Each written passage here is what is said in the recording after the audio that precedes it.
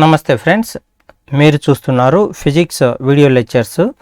నా పేరు G Venkataiah. Last క్లాస్లో మనం ఏం డిస్కస్ చేసామయ్యా అంటే ప్రొజెక్టైల్ మోషన్లో ఉన్నటువంటి బాడీలో టైమ్ ఆఫ్ ఫ్లైట్కి సంబంధించినటువంటి ఈక్వేషన్ డిరైవ్ చేసుకున్నాం. దాంట్లో కాస్త ఇంపార్టెంట్ కన్క్లూజన్స్ కూడా డిస్కస్ చేసాం. అలాగే మ్యాక్సిమం హైట్కి సంబంధించినటువంటి ఈక్వేషన్ డిరైవ్ చేసుకున్నాం. దానికి ఇంపార్టెంట్ కన్క్లూజన్స్ను కూడా మనం స్టడీ చేసాం.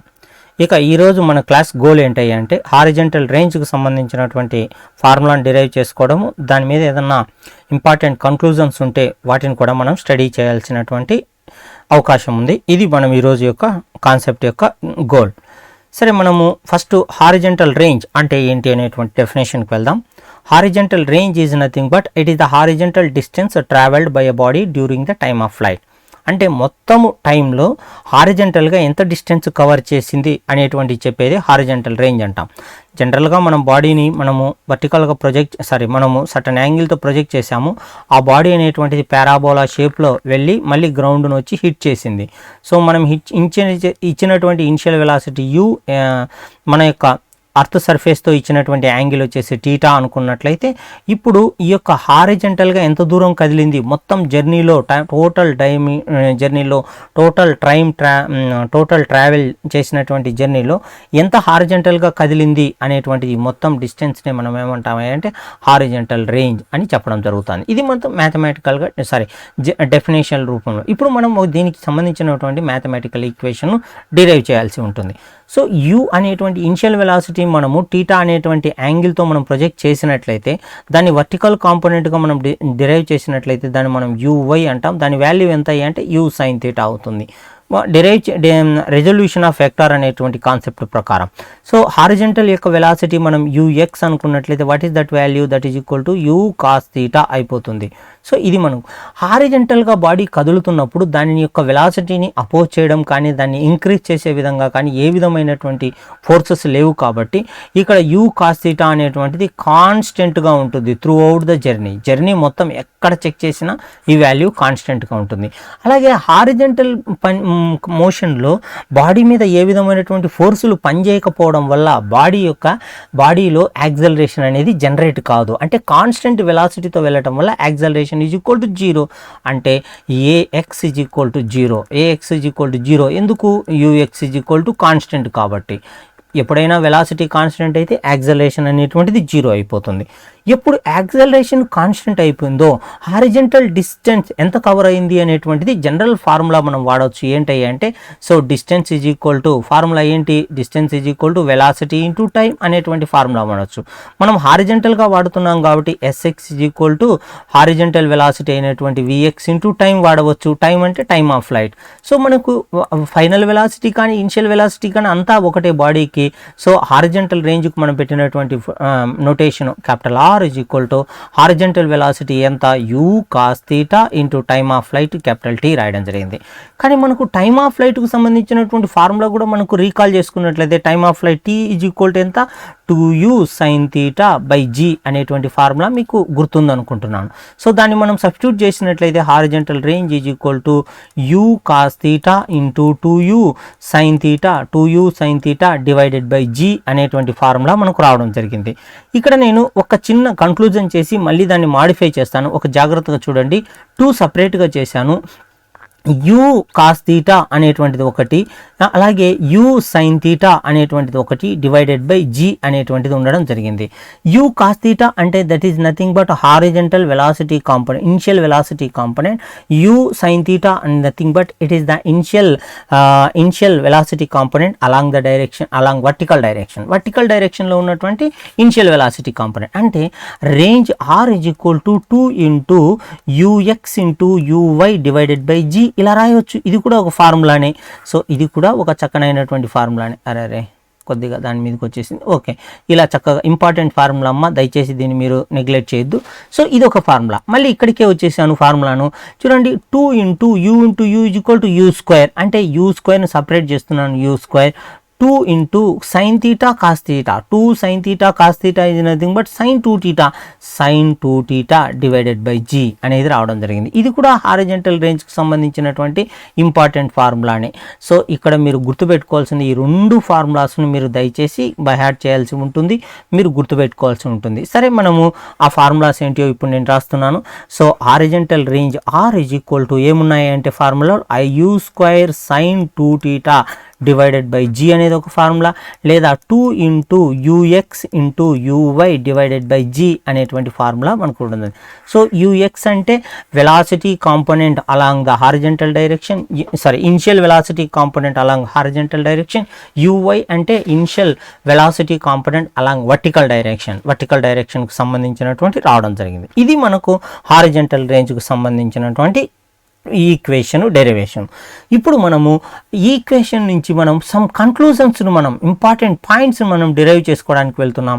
ఫస్ట్ ఇంపార్టెంట్ పాయింట్ గురించి మనం డిరైవ్ చేసుకోవడంలో R is equal to formula ఏముందయ్యా అంటే u square into sine 2 theta అనేటువంటిది ఉంది డివైడెడ్ బై జీ. ఇది మనకున్నటువంటి ఫార్ములా. అంటే దీన్ని ఇంకొక రకంగా ఏం రాశాను, 2 into UX into UI divided by G అని అంటాం.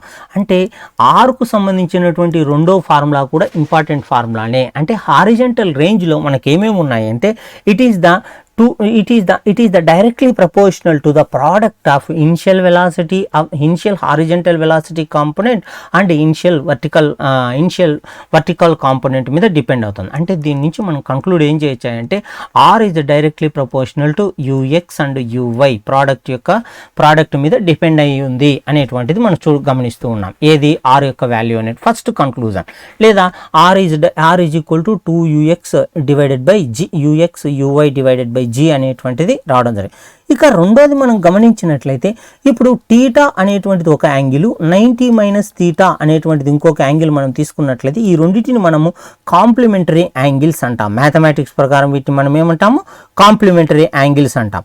సో ఇప్పుడు మనం కాంప్లిమెంటరీ యాంగిల్స్ మనం తీసుకున్నట్లయితే, మనం తీసుకున్నటువంటి యాంగిల్స్ అనేటువంటి కాంప్లిమెంటరీ యాంగిల్స్ మనం తీసుకున్నట్టు అప్పుడు మనకు ఏమవుతుంది, ఆర్లో ఉన్నటువంటి మార్పులు ఏంటి అనేటువంటిది మనం ఇప్పుడు స్టడీ చేస్తున్నాం.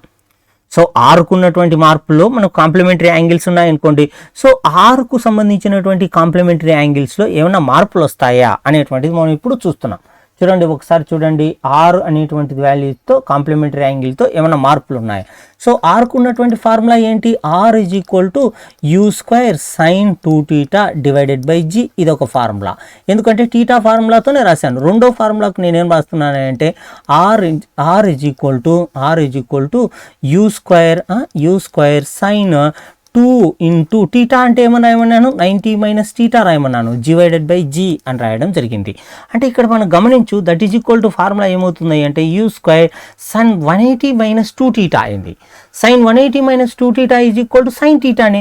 So sine theta is nothing but sine 2 theta divided by G అయింది. ఏం ఫార్ములా రాస్తున్నాను ఇక్కడ, ఈ 2 అనేటువంటిది ఏమవుతుంది 180 అవుతుంది, ఇక్కడ 2 అనేటువంటిది 2 theta అవుతుంది. So 180 minus 2 theta is equal to ఇక్కడ ఒక మనం ఉపయోగించినటువంటి ఫార్ములా నేను ఇక్కడ రాస్తున్నాను. ఏంటి ఆ ఫార్ములా చూడండి, ఇక్కడ ఈ బ్రాకెట్లో నేను రాస్తున్నాను. ఏంటి ఆ ఫార్ములా అంటే sine 180 minus theta is equal to sine theta అయింది. కానీ మన దగ్గర ఉన్నటువంటి ఫార్ములా అయింది సైన్ 180 మైనస్ 2 theta ఉంది, that is equal to sine 2 theta వచ్చేసింది. అంతే, మనకు సైన్ 2 theta రావడం జరిగింది. అంటే రెండు కాంప్లిమెంటరీ యాంగిల్స్ కలిగి ఉన్నటువంటి యాంగిల్స్లో రేంజ్ ఒకే రకంగా ఉంటుంది అనేటువంటి రెండో కన్క్లూజన్కి మనం వచ్చేసాం. అంటే ఇక్కడ రేంజ్కు ఫార్ములా అదే, ఇక్కడ రేంజ్కు ఫార్ములా ఇది. ఇది ఈ కాంప్లిమెంటరీ యాంగిల్ ఆర్ అనుకో, ఈ కాంప్లిమెంటరీ యాంగిల్ ఇది R1 అనుకో, ఇది వచ్చేసి R2 అనుకో. R1 R2 అనుకుంటున్నానంటే కాంప్లిమెంటరీ యాంగిల్స్ దగ్గర మనకు ఏమొస్తుంది అంటే the horizontal range is always constant. అంటే కాంప్లిమెంటరీ యాంగిల్స్ యొక్క రేంజ్ అనేటువంటిది కాన్స్టెంట్గా ఉంది, ఒకటే ఉంది. So complementary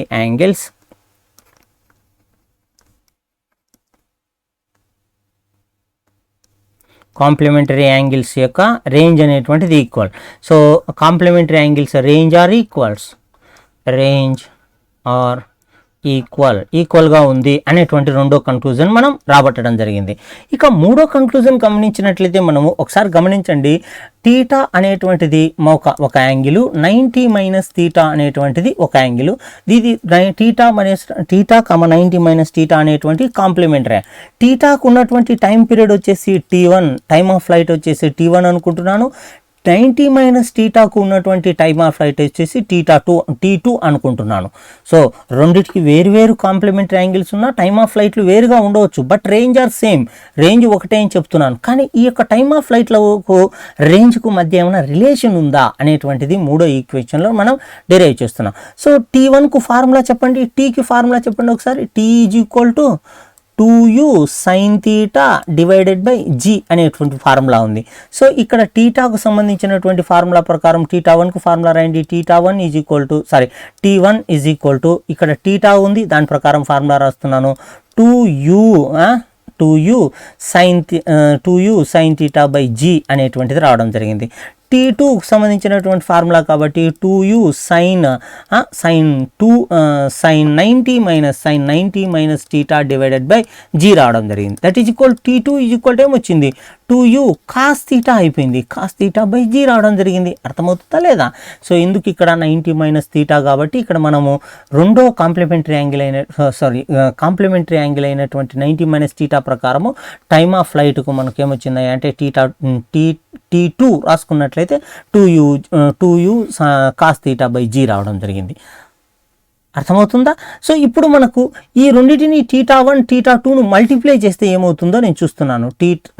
T1 and T2 time of flight at complementary angle first, time of flight at second complementary angle 90 minus theta multiply చేస్తే ఏమవుతుంది అంటే 2u sin theta divided by g అనేది ఒకటి, రెండోది వచ్చేసి 2u cos theta divided by g అనేటువంటిది రెండోది మనం తీసుకోవడం జరిగింది.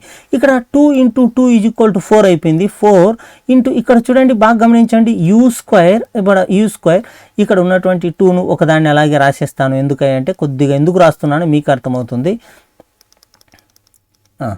ఇక్కడ ఏం రాస్తున్నాను అంటే 2 × u స్క్వేర్ అలాగే ఉంది, that is equal to 2 sin theta cos theta by g అయింది.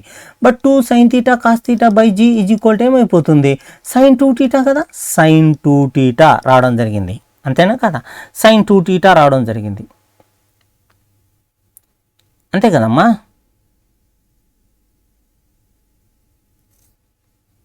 కానీ ఇక్కడ ఒక చిన్న విషయం నేను ఏం చేస్తున్నాను అంటే ఒక చిన్న విషయం మారుస్తున్నాను, గమనించండి, కొద్దిగా గమనించండి. ఇక్కడ ఏం చేస్తున్నాను కాస్త గమనించండి. దట్ ఈజ్ ఈక్వల్ టు ఒక 2ను బయట రాసేసాను, u cos theta 2 ఇక్కడే ఉంది, 2 ఇక్కడే ఉంది, 2u cos theta u sin theta divided by, ఇది ఒక బ్రాకెట్ వేసాను, ఒక 2 బయట ఉంది, ఇంకొక బ్రాకెట్ డివైడెడ్ బై g అనేటువంటిది ఒక 2 జీలు ఉన్నాయా, ఇక్కడ ఒక జీ నేనా, ఆ 2 జీలు ఉన్నాయి, ఓకే 2 జీలు ఉన్నాయి కాబట్టి ఇక్కడ ఒక జీ ఇక్కడ ఒక జీ ఉంది. So that is equal to ఒకసారి చూడండి, u cos theta అనేటువంటిది ఏంది, హారిజంటల్ వెలాసిటీ కాంపోనెంట్. ఇక్కడ 2 సార్లు రాసినట్టున్నాను, ఏం రాశాను అంటే 2 సార్లు u cos theta. ఒకసారి రీమాడిఫై చేస్తానమ్మా దయచేసి please, sorry for the inconvenience. ఇదిగో ఇక్కడ రాస్తున్నాను. So T1 T2 is equal to ఒక 2ను ఈ రెండులో ఉన్నటువంటి ఒక 2ను బయట రాసేసాను, రెండో 2లను లోపలే రాసేసాను. u sin theta ఒక టర్ము, u cos theta ఒక టర్ము డివైడెడ్ బై ఒక g ఇక్కడ ఉంది, 2/g ఒకటి ఉంది, రెండో g ఇక్కడ రాశాను. ఒకసారి చూడండి ఏమవుతుందో, 2/g ఇంటూ 2u ఇక్కడ 2 అలాగే ఉంచండి, 2 u cos theta అంటే u vertical component uy, u cos theta అంటే horizontal component ux divided by g, 2 ux uy by g is equal to ఏమవుతుంది, ప్రీవియస్ ఫార్ములా చూడు, 2 ux uy g is nothing but range అవుతుందా కదా, it is the range కదా, formula కదా. So that is equal to ఏం రాయొచ్చాయి అంటే దాన్ని, ఈ మొత్తం ఫార్ములాను మనం ఏం రాయొచ్చాయి అంటే range, that is equal to 2/g into r. అర్థమవుతుందా? దట్ ఈజ్ ఈక్వల్ టు ఏం రాయొచ్చు మనం, 2r/g అని రాయొచ్చు. అంటే ఫార్ములాను ఫైనల్గా కన్క్లూజన్ ఏం చేస్తున్నాను అంటే T1 × T2 చేస్తే 2r/g జీ. ఇది వెరీ వెరీ ఇంపార్టెంట్ ఫార్ములా. అంటే ఇక్కడ T1 దేనికి సంబంధించింది, టైం పీరియడ్ అటు angle is equal to theta. T2 అనేటువంటిది ఏంటి, టైం పీరియడ్ అంటున్నా, టైమ్ ఆఫ్ ఫ్లైట్ అటు యాంగిల్ టీటా. సో T2 అంటే ఏంటి, టైమ్ ఆఫ్ ఫ్లైట్ అటు కాంప్లిమెంటరీ యాంగిల్ ఆఫ్ 90 మైనస్ టీటాకు సంబంధించినటువంటి టైమ్ ఆఫ్ ఫ్లైట్కి సంబంధించినటువంటిది. సో T1 T2 మల్టిప్లై చేస్తే వచ్చినటువంటి వాల్యూ ఎంత అయ్యి అంటే 2R/G అనేటువంటి వాల్యూ మనకు రావడం జరిగింది. సో ఇప్పుడు మనం ఇంకొక ఫార్ములా, రేంజ్ను కాంప్లిమెంటరీ యాంగిల్ యొక్క రేంజ్ను డివైడ్ చేస్తే ఏమవుతుంది అనేటువంటిది 4వ ఫార్ములా చేస్తున్నాను. సో ఇప్పుడు టీటా అనేటువంటిది ఒక యాంగిల్, 90 మైనస్ టీటా అనేటువంటిది ఒక యాంగిల్, ఇది కాంప్లిమెంటరీ యాంగిల్.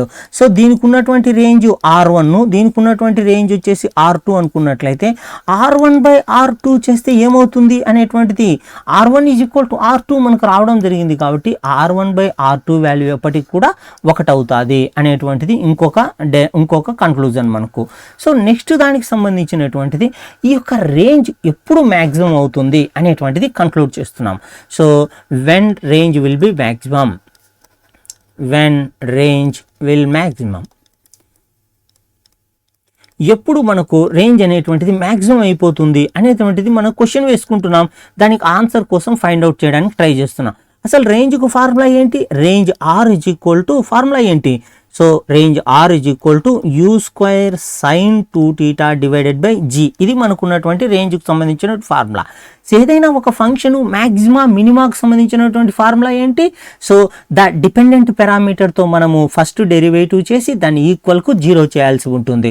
సో ఇక్కడ డిపెండెంట్ పారామీటర్ ఏంది, theta is the dependent parameter. So dr/dt is equal to 0 equal చేసి we need to find out for theta కోసం మనం ఫైండ్ అవుట్ చేయాల్సి ఉంటుంది. So theta is equal to question mark. అదే మనకు రేంజ్కు సంబంధించినటువంటి మ్యాక్సిమం రేంజ్కు సంబంధించినటువంటి ఈక్వేషన్ అందిస్తుంది అనమాట. So then equal to 0 find for theta వాల్యూని ఫైండ్ అవుట్ చేయగలిగితే సరిపోతుంది. సో దీన్ని ఫస్ట్ డెరివేటివ్ చేయండి, దీన్ని first so that is equal to d/dt of bracket R value ఏంటి, U² sin 2θ divided by G that is equal to 0కి equal చేస్తున్నాను. ఒకసారి చేయండి, ఇందులో U² ఒక నెంబరు, సో G ఒక నెంబరు బయటికి తీసేసాను, that is equal to U² by G. So cos sin 2θను ఒక్కసారి డిఫరెన్షియేషన్ చేస్తే ఏమొస్తుంది, సో cos 2θ వస్తుంది, 2θ డిఫరెన్షియేట్ చేస్తే 2 వస్తుంది, దట్ ఈజ్ ఈక్వల్ టు 0 అయింది. సో కాన్స్టెంట్లన్నీ అవతలకు ధర్మేస్తున్నాను. So that is equal to cos 2θ is equal to 0, ఈ 2 కూడా అవతలకి వెళ్ళింది, అన్ని 0 అని. So that is equal to 2θ is equal to cos inverse of 0. cos inverse 0 అంటే ఎంత, 90 degrees. Then theta is equal to ఏమవుతుంది, 90/2 that is equal to theta is equal to 45 degrees. అంటే ఏ యాంగిల్ దగ్గర రేంజ్ అనేటువంటిది మ్యాక్సిమం అవుతుందయ్యా అంటే at an angle theta is equal to 45 degrees. 45 degrees angle దగ్గర మాత్రమే మనం ప్రొజెక్ట్ చేసినటువంటి ఆబ్జెక్ట్ అనేటువంటిది హారిజంటల్ రేంజ్ చాలా ఎక్కువగా తీసుకెళ్ళిపోతుంది, మ్యాక్సిమం రేంజ్కు మనల్ని ఆబ్జెక్టును తీసుకెళ్ళిపోతుంది అనేటువంటిది ఇంకొక కన్క్లూజన్ మనం రాబట్టడం జరిగింది. అంటే ఇప్పుడు మనకు కొన్ని డయాగ్రామ్స్ వేసాను అనుకో, ఇప్పుడు ఇక్కడ ఒక ఆబ్జెక్ట్ అనేటువంటి 30 డిగ్రీస్ యాంగిల్తో ఇలా వేశాను, 65 డిగ్రీస్ యాంగిల్తో ఇలా వేశాను, 40 డిగ్రీస్ యాంగిల్తో ఇలా వేశాను, ఇలా వేసుకుంటూ వెళ్తే ఏ యాంగిల్కు మన మ్యాక్సిమం రేంజ్ వచ్చేస్తుంది, theta is equal to 45 degrees వస్తుంది. ఏ రెండు యాంగిల్స్ ఒకే యాంగిల్ దగ్గర మనకు వచ్చేస్తుంది. So this is equal to, let me take this is the 30 degrees అనుకున్నాను, this is equal to 60 degrees అనుకున్నాను అనుకోండి, రకరకాల యాంగిల్స్ మనం తీసుకున్నాం అనుకోండి. సో 60 డిగ్రీస్ 30 డిగ్రీస్ ఒకేసారి వస్తాయి. ఎందుకు వస్తాయి అంటే, ఎందుకు 30 and 60 are complementary angles. So range must be equal but heights are different హైట్లు ఉంటాయి కానీ రేంజ్ వాల్యూస్ ఒకే ఉంటాయి. ఎందుకు, 60 degrees is nothing but 90 minus 30. So ఇక్కడ ఉన్నటువంటి 30కి సంబంధించినటువంటిది కాబట్టి ఇది 60 డిగ్రీస్ కాబట్టి 30 and 60 కాంప్లిమెంటరీ యాంగిల్స్ కాబట్టి ఒకే యాంగిల్కు రావడం జరిగింది. అర్థమవుతుందా లేదా. So this value is equal to range R is equal to maximum at theta is equal to 45 degrees దగ్గర రావడం జరిగింది. సో నెక్స్ట్ కన్క్లూజన్కు మనం వెళ్ళినట్లయితే, నెక్స్ట్ ఇంపార్టెంట్ పాయింట్కి మనం వెళ్ళినట్లయితే, ఇప్పుడు రేంజ్కి మరియు మ్యాక్సిమం హైట్కి ఏమన్నా రిలేషన్ ఉందా అనేటువంటిది మనం ఫైండ్ అవుట్ చేయడానికి వెళ్తాం. సో రిలేషన్ బిట్వీన్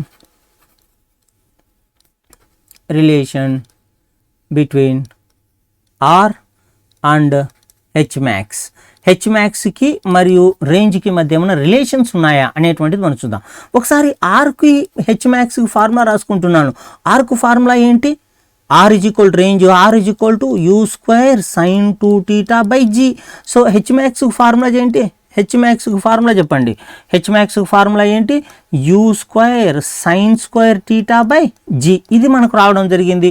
ఇప్పుడు నేనేం చేస్తున్నాను అంటే ఆరు హెచ్ను డివైడ్ చేస్తున్నాను. R divided by H, so లేదా R divided by H max చేస్తున్నాను. ఏమవుతుంది అంటే U square sine 2θ/g divided by U square sine square θ/g ఇలా రావడం జరిగింది. G cancel, U square cancel. ఒకటి సైన్ 2θ అంటే అర్థం ఏంటి? 2 sin θ కాస్ θ రావడం జరిగింది.